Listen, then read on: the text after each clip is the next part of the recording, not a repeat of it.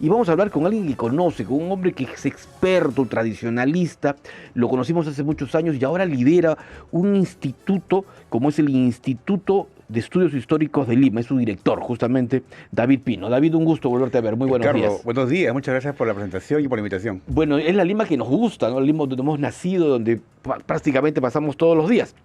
A ver, tú me contabas fuera de micrófonos algo que me ha llamado la atención. Te preguntaba sobre la cantidad de habitantes que tiene Lima. Tú me dices que Lima acaba de sufrir la más importante migración extranjera después de la China. Sí, por supuesto, y para entender esto hay que saber que Lima siempre fue ciudad de inmigrantes, ¿no? Desde sus épocas prehispánicas inclusive.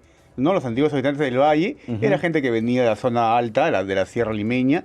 Luego los españoles también eran migrantes extranjeros. Claro. ¿No? Y esa mistura justamente de gente que iba llegando ha ido formando lo que hoy es el Perú, como decimos. Y claro, lo que comentabas tú, hablábamos que hoy Lima es una ciudad, una mega ciudad, un monstruo de 1000 cabezas, ¿no? Con 11 millones de habitantes, de los cuales casi 1 millón son extranjeros que han llegado de Venezuela recientemente. Claro, en el siglo XIX llegó una importante migración china, ¿no? Cerca de 100.000. Sí, poco más de 100.000, pero fue la primera inmigración más grande hasta esta última. Claro, y que bueno, es la venezolana. Que ahora antes fue la China, ¿no? Claro, Así es. que llegó a casi 1,5 millones. El 1,5 millones que está en el Perú, 1 millón por lo menos está en Lima, así es. Es decir, que en Lima no solo tenemos de Inga y de Mandinga, así es. Ahora tenemos de venezolanos de también. venezolanos, de chino, de afrodescendientes, de todo, ¿no? Así es. Claro, uno sale a Lima y encuentra de todo, realmente, como en botica, como se decía una cosa, antiguamente. Ricardo, sí, así, que eso se manifiesta en la gastronomía, en la comida. Claro. ¿No? Siempre la comida creo que es la primera señal de una influencia, ¿no? De otro lugar, ya vas conociendo platos, de la influencia árabe, en esa comida limeña, mazamorrera, como tú dijiste, ¿no? De los dulces y todo ello, hasta lo último, la tisana y las cosas que ofrecen, ya son parte del día a día, sin dejar de mencionar los chifas, la comida italiana y todo ello, ¿no? Lima es hecho de esto. Claro, el chifa, la gente consume muchísimo, ¿no? Ahora se han creado platos se han limeñizado con el pollo a la brasa, ahora es el mostrito. Así es, ¿verdad? ¿No? Así es. Las combinaciones que tiene Lima. Bueno, yo quería empezar la entrevista hablando sobre esta Lima histórica con lo que ha llamado la atención, el retorno del monumento de Francisco Pizarro a la Plaza de Armas. Se lo retiró hace más de 20 años, ¿no es cierto? Y se le llevó casi a un lugar en el olvido, ¿no? Debajo del puente Ricardo Palma, ¿no? Y ahora retorna. Claro, el alcalde de Lima es un hombre muy cercano a los españoles, ¿no? El alcalde Rafael López Aliaga, a diferencia de lo que era su también compañero de partido y antecesor, el señor Castañeda Locio, que fue el quien decidió el retiro, justamente. En su gestión fue así es. Así es. ¿Qué te parece esto? Porque en las redes nosotros colgamos la foto y de inmediato la gente empezó, unos a favor, otros en contra. Bueno, definitivamente Pizarro siempre va a ser un personaje que va a generar controversia, ¿no? Pero lo que en mi caso particular es como parte de una escultura y de un personaje asociado a Lima, que es lo que queremos difundir. Siempre mi discurso es, ¿no? Hay que entender las cosas en la época, como ocurrieron, ¿no? Pizarro fue un hombre de su tiempo y murió como un hombre de su tiempo, asesinado, ¿no? De una manera violenta. Pero lo que hizo él, fundando la ciudad de los Reyes, en la comarca de Lima que ya existía, ¿no? Va a sentar las bases de la ciudad que somos hoy. Somos una ciudad que sale adelante ante la adversidad, pero que a la vez somos divididos en muchas cosas, no nos ponemos de acuerdo. Lamentablemente, el pasado siempre se presenta, ¿no? De esta manera. Lo que ocurrió en el pasado hay que entenderlo y comprenderlo como una cosa de su tiempo. Respecto a la escultura, al personaje en sí, esa es una escultura que fue inaugurada en Lima cuando Lima cumplió 400 años de fundación, en 1935. Entonces, queda claro que fue la escultura al fundador de la ciudad. No al conquistador, al que vino a matarlo, sino al fundador, claro. Y fue que estuvo en 1935. 1935, claro. Es decir, 400 años, todos nos decían. Así es. Y que fue ubicada primero cerca de la catedral. Claro, la ubicaron ahí en el atrio de la catedral, ¿no? Luego hubo una queja, ¿no? De la arquidiócesis de Lima, que hacía ahí dándole espalda a la catedral. Cosas de cada tiempo, y justamente por ese motivo le abrieron un espacio nuevo, la Plaza Pizarro, la que está acostada de la Municipalidad de Palacio, y estuvo ahí hasta, como tú has mencionado, casi 2 décadas, en que luego de ese discurso, ¿no? De beber al personaje con los ojos del siglo XXI, obligó a que lo retiren. Pero es realmente Pizarro porque hay quienes sostienen que no es Pizarro, que se trataría de otro de los conquistadores. No, definitivamente sí, justamente ahí en redes siempre lo difundimos. Es la tercera versión de la misma escultura. La primera, obviamente, fue presentada en 1910 y se puso bien grande ahí Pizarro, ¿no? Fue un norteamericano, Charles Cary Ramsay, quien lo fundió en París y luego lo presentó en una exposición en Nueva York, donde hasta ahora está la primera escultura en Buffalo, Nueva York. Luego se hizo de esa escultura una copia. En 1927 se exhibe en París y en 1929 se inaugura en Trujillo, Extremadura, tierra de Pizarro, con el nombre bien grande. Y esa misma se hizo una tercera versión, que es la que tenemos en Lima. Entonces esa historia que no es Pizarro, que es Hernán Cortés, que los mexicanos rechazaron. Oye, en México hay más escultura de Cortés que la que aquí en Perú hay de Pizarro. Entonces, lamentablemente es un tema, es como uno repite y repite algo, termina por convencerse. Pero si tú un poco investigas, te das cuenta que no es así. A ver, tú que eres muy acucioso y eso es importantísimo en esta entrevista. Lima se está transformando y volviendo sobre todo las zonas históricas a, digamos, recuperar esa arquitectura de épocas coloniales, ¿no? Por ejemplo, estas calles Conde Superunda, Girón Ica, que nuevamente vuelven a ser calles solo para transitables para las personas. Es decir, y estas pistas y veredas empedradas, ¿qué te parece ello? Mira, primero hay que saber, a los amigos que nos están viendo, que nuestra ciudad tiene la categoría de Patrimonio Mundial por la UNESCO. Así es. Y no ayer, ya hace más de 20 años, ¿no? Entonces, toda ciudad en el mundo que tiene esa categoría es elegida así porque reúne elementos que son importantes para la historia de la humanidad.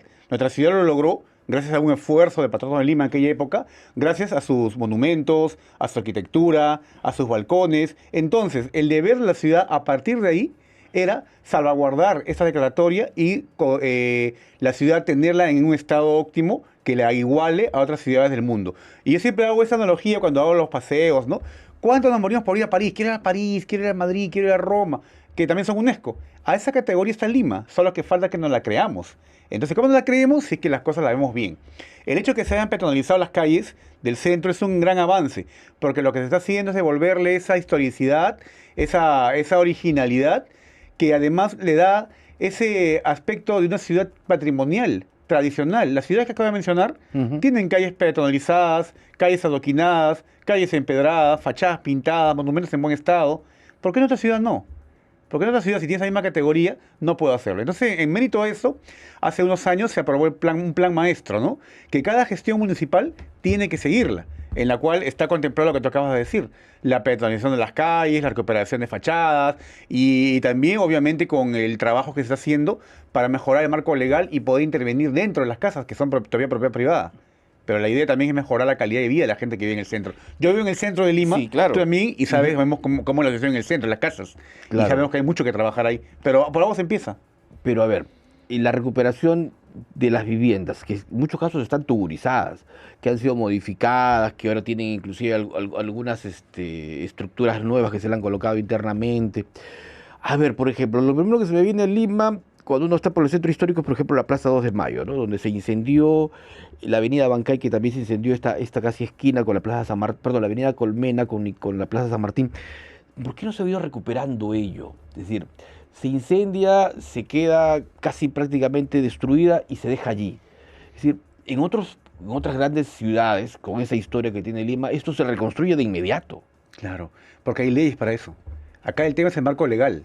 Y el marco legal aquí, y siempre se va a ocurrir, los amigos que nos ven no van a dejar mentir, cuando se invierte, por ejemplo, una cantidad de millones para algo, ¿por qué no invierten eso para otra cosa? ¿No? Aquí hay necesidades más importantes. De un país tercermundista como el nuestro, siempre va a haber conversaciones como esas. Esos países del primer mundo que tú mencionas, que se incendian, se demuelen, se caen, y lo vuelven a edificar, es porque ya tienen un marco legal que lo permite. Aquí, todavía, las leyes que da el Ministerio de Cultura, para empezar, en la cual te exige, te obliga de que una reconstrucción tiene que ser con el mismo material de la época, es carísimo, ¿no? Que tienes que mantener tu casa tal cual, y lo cual no le da ni un apoyo o beneficio al propietario, origina que pasen cosas como estas. Aquí, Ricardo, y creo que lo tenemos clarísimo quienes leemos y investigamos un poco más, ese tema del marco legal y la voluntad política de los gobiernos y el Congreso, que tienen que dar leyes para poder beneficiar ese tipo de inversión privada en las casas particulares, que el Estado actúe como aval y cosas que ya funcionan en otros países, como tú lo has dicho. Una de las pocas acciones que recuerdo yo positivas a favor de la recuperación de Lima es con el alcalde Alberto Andrade, claro, y el equipo que puso para adoptar balcones. Lima está llena de balcones, pero muchos están, como decía mi tía, mírame y no me toques, ¿no es cierto? Es decir, están en mal estado, ¿no? Totalmente mal, están solamente allí. por ejemplo, políticas como esta? Porque estoy seguro que los bancos, las entidades, a ver, hay gente que le gusta esta Lima antigua, que cuenta con posibilidades económicas que podrían ser los apadrinarlo. Incluso Claro. el alcalde se mudó a vivir al centro de Lima, Así ¿no? es, así Claro, es. de vez en cuando, no siempre, pero ya era un gesto político. Así Pero, es. ¿qué pasa con las autoridades después Es de un tema Andrade? es un tema de gestión.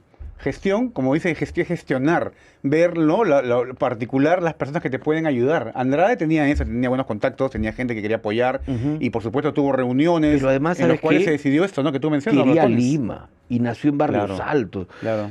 No es que vamos a discriminar a la gente que esté en Lima, pero que haya nacido en otras zonas, pero el hombre había vivido, pues había corrido como nosotros, Claro, había jugado pelota en la pista claro. como Su abuelo nosotros, también ¿no? había sido alcalde, ¿no? Nicanor Claro, Carmona, que también cambió claro, Barrios Altos, mejoró mucho eso. Como te digo, es voluntad política y gestión, ¿no? Convocar a la gente adecuada, idónea, que te pueda ayudar, ¿no? El alcalde no está solo. Por eso es la gestión del alcalde tal. Ves cómo mueves tus fichas para que la cosa funcione, para que avance. Si un alcalde entra y estás callado, no se reúne, no trabaja, como ocurre en otras zonas patrimoniales de Lima, ujú, y bueno, podría ser muchas, no avanza la cosa, pues tiene que ser gestión. Entonces lo que hizo Andrade fue hacer gestión, convocó a las empresas, ellos entendieron que lo que a propuesta de él era recuperar una Lima, que hay que también saberlo, Lima en los 80 era un caos. Lima en los claro. 80 estaba a su suerte. Yo todavía tengo Ujú. personas que vienen a los paseos de que viven en Lima y no vienen al centro hace 20 años. Y va, oye, seguro a mí, no me va a robar mi celular, ¿no? No, ya no pasa eso, ha cambiado, pero la gente se ha quedado con esa idea del centro de Lima. Claro, Entonces, todo eso es gracias a Andrade, no vamos a negarlo, ¿no? Por supuesto.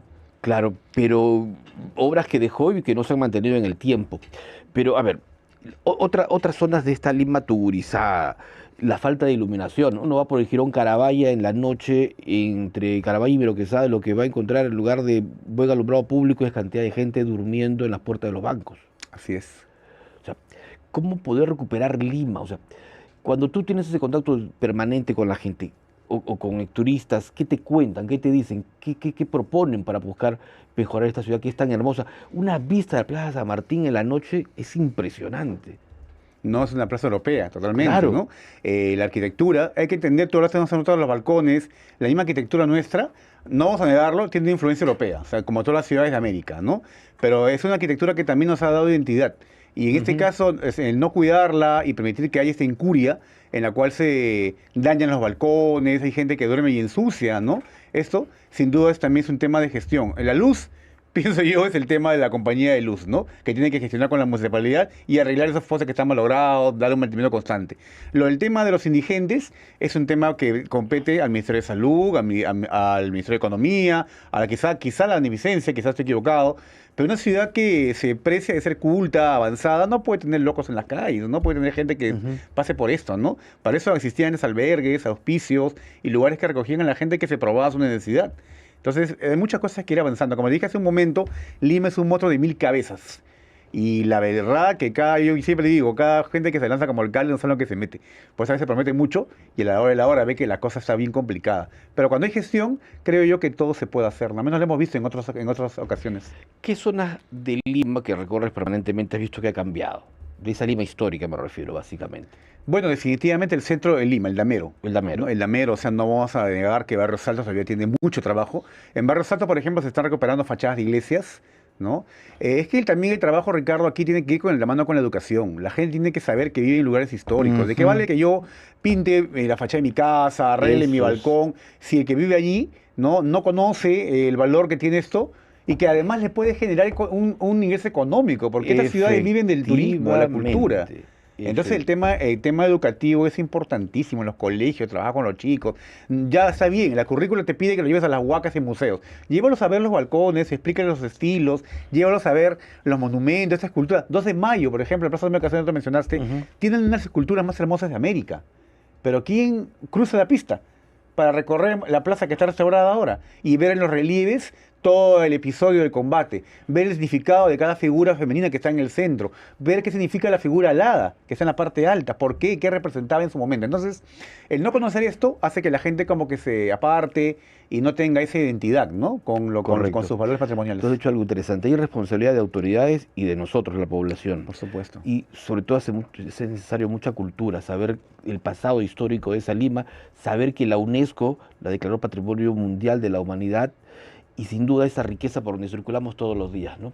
Muchísimas gracias, David, por haber venido esta mañana en tu calidad de director del Instituto de Estudios Históricos de Lima, y seguiremos celebrando. Esta noche hay serenata en la Plaza Mayor. Por supuesto. Muchas gracias, Ricardo. Muy, muy amable a David Pino.